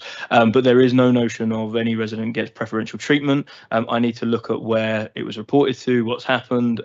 Absolutely, things shouldn't have to come through a different mechanism to get resolved. We should have a standard, this is how you report it, and it works and it gets resolved. We're not quite there at the moment, and a lot of this service architecture stuff is to improve that. But I would just say that the notion that there is any preferential treatment to any resident is not, that's not how we operate, and is not happening as a matter of course at our office. Can I put one in for light bulbs? As part of what I've been doing with the expert witness review, I've been reviewing the Barbican Residential Committee papers since 2010. And there were complaints about light bulbs, and there have been all the way through. So I'm hoping the app will be the answer for what obviously seems to have been a very, very long-standing problem. But Jim, you wanted to? Just wanted to respond. I am deeply, deeply frustrated that if I intervene, I can get things to happen, because that doesn't seem to me the way it should work, right? I think that any resident, any leaseholder who reports a repair should get the same attention and the same rapid response. And that's what we're working towards, right? It's quite fun fixing things for people, but it's not the solution. The solution is to fix the system, not fix individual cases. And that's really why I continue to apply pressure about this, because we've got to get the systems right. Right. And that's the only way we're going to achieve this. And we're quite a long way short of doing that yet. And I would just say as well that I think you're absolutely right, and I fundamentally 100% agree with that. And that's, you know, a big part of all the stuff that the team down here have been doing, that we've been leading on, is, you know, this whole sort of new horizon. And I agree that there is a piece there around the service that's delivered in the meantime until we get to that point. But also, you know, we are having to, you know, take a lot of strategic focus and decisions around, you know, getting that progress for that major work. Because if the solution is that we have these technology advancements, that we have these new organizational structures that we have now, you know, all that work is coming to an end. But doing that in, you know, it is incredibly resource draining. So we are doing the best to carry that service at the moment, with the Chigwell problems that we've had in terms of demobilising that contract, mobilising Elkins. And I'll be the first to say that absolutely where we want to be in terms of reactive repairs is nowhere near where we are today. But a lot of the focus and energy that we're putting in is to the long-term solution for the benefit of residents and leaseholders. And we're trying to, you know, firefight as we go along to ensure that there's a level of service there. So, yeah, we are really nearly there. And as I say, the app, the new organisational structure that's only been here for a few months at the moment, getting some of this legacy work off of the desk, you know, some of the things that we've been managed to close out, temporary workers being one, etc. Yeah, we really are freeing up that resource now. So, you know, I think that 2026 is going to look like a very positive year, and by the end of it, you know, that reactive repair service is going to look very different and very positive. But I take the point, it doesn't help people now, and that's some of the reactive stuff that we're having to jump on.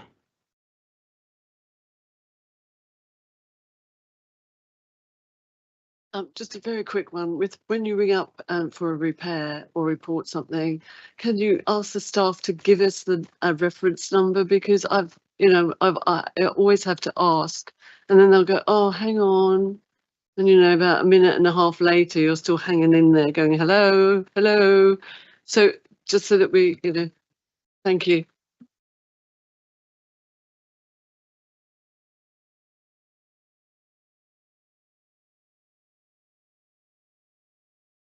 One of the recommendations in the Altair report was that standard operating procedures should be able to be seen by residents. But when I asked about this, Dan, you were not very keen for that to happen. This is only one angle on the problem that we've been discussing, but I think if people knew how things were supposed to be reported, simple things like the fact that, I mean, I discovered that when we had a light that was flickering for about 4 weeks, I thought, well, who has reported this? And apparently our cleaners are supposed to report things like that. But that would have helped me if I'd have known that, to take action if it was needed. Why is it that we cannot see what the standard operating procedures for your staff are? So I don't think that was a recommendation of the Altair report. I think the recommendation was that the Barbican State Office should have standard operating procedures. Standard operating procedures are, and we had this conversation, Stuart, and you know, so standard operating procedures are back office documents that inform what officers should be doing in a certain situation. Yes. I think what you're talking about is much more service level agreements and how, you know, if something's called in, you know, what's the KPI against the service level agreement. What I don't agree is appropriate because of, you know, some of the sensitivities that are contained within some of the processes that we have are that a suite of standing operating procedures that the Barbican Estate Office uses for back office work is delivered to this committee. That was the conversation that we had. Service levels and KPIs should govern what you monitor, and standard operating procedures support our back office processes. I will write to you.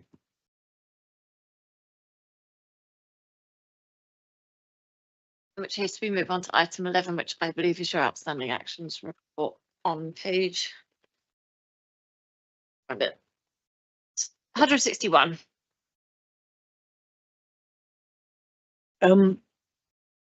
The actions haven't quite been updated appropriately. Actions 17, 20, 21, 14, 25, 26, 27 and 28 were all closed at previous meetings but haven't been taken off the report. There's a proposed closed action of number 9, which I haven't written down what it is. And there's a proposed closed action of, what's 9? Oh, right, that's general repairs. Service charge outturn report, yeah. So number 24, it's been suggested is closed, but I think they misunderstood the request, which is we want to see the terrace papers, the terrace lift papers, which we've asked for, and we haven't seen that yet. So I'm proposing that we could also close number 15, which is Brandon Muse Canopy, because I'm not sure that was actually an action in the first place when you read it. And number 19, which is repair costs, the new structure cost neutral, and we have an answer on that. Is everybody happy that we close those points? Actions 30, 24, yes. No, I'm saying not closed. So I'm happy to close 9, but not 24. Yeah, actions 30, 31 and 32 actually relate to the Barbican Residential Committee meeting and not our meeting. So the actions from our previous meeting on the 3rd of November haven't actually been included in the report. I've checked them. There's nothing urgent that we need to deal with. So Dan and I already have a meeting for March to go through the actions for the next meeting and to make sure that the report is completely up to date and has all the actions in it. So I'm proposing, unless anybody's got any questions on those, we just accept the proposed closed ones that I spoke about. Sounds good. Thank you very much. Oh, Jim? You're not... A couple of quick queries. Item, let me find them properly. Item 8, repair invoices. When we asked for repair invoices originally, we were inspired by the story of the resident in Ben Jonson who had eventually got a repair out of BEO about their balcony and looked at the sheer size that was being claimed by Metwin as a repair area. I won't quite say it was 3 football pitches, but it was certainly in excess of the actual balcony. The point about asking for the repair invoices is they allow the people closest to it to actually check what is being invoiced for against what was actually done. Sending us round the list of repairs is fine, but it doesn't give us actually that sight of what was in the invoice. And my view in that sense is item 8 is still outstanding because we don't get the repair invoices, we don't get any sight of them. I agree. One of the things that will improve that report is when we get the GDPR report change that we'd hoped could come to this meeting but hasn't, unfortunately. And that will allow us to put at least the flat numbers on, so flat numbers people in those flats can see. Yep. My also understanding is when the act comes in, that will give us more data on when it's, or is that a... So the app will categorise repairs. So you'll see, for example, clumps of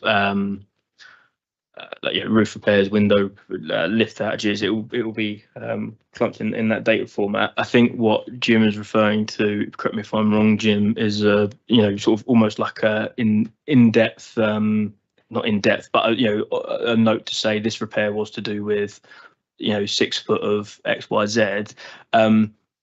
That's a really difficult commitment that I'm going to have to take away and think about, because that's a lot of that's not a simple or resource intensive task. So if I could take that away as part of the what's already on the action track, actually, but now I understand it a bit more, and come back to you at the next meeting on that. But I couldn't give a commitment on that tonight.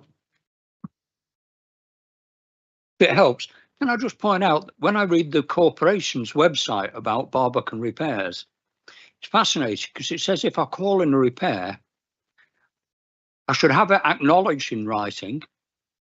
I should be told when the contractor is going to come. I should be told a date when it's going to be completed.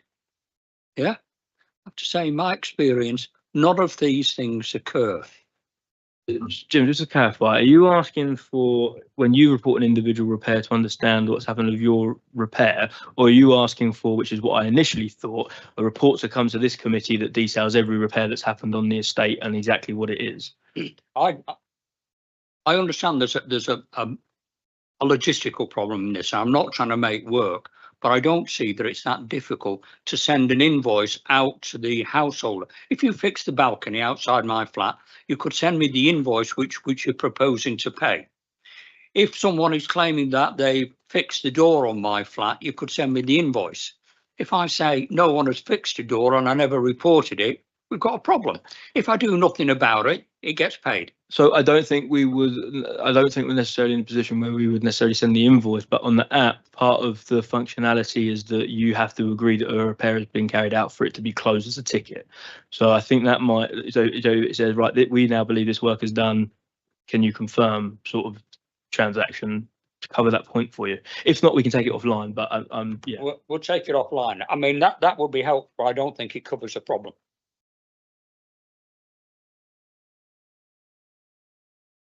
Any other questions? Any other business? Very briefly, I'm wearing a Brandon News hat. Andrew just asked me to raise one point. Your project tracker for Brandon Muse Canopy, under funding source, it says service charge. I don't think that has been agreed. It hasn't been agreed, but that is the current legal position, and that is what I said in the last meeting, which is the canopy is a service charge recoverable item. Brandon Muse have dispute with that, and you know, whether that's valid or justified or not is not for discussion at this meeting. But the current legal position is that the maintenance, as is in with your lease agreements, it's recoverable through service charges. So that's as it stands now. Whether that position changes will be, I'm sure, a host of meetings, and we'll deal with that at a later date. But for the moment, it's the legal position, which is that it's a service charge recoverable item. Okay, thank you. Go back to him. I just had a question passed to me, but I think 31 is not for us, right? That's the BRC Okay. action. Yeah.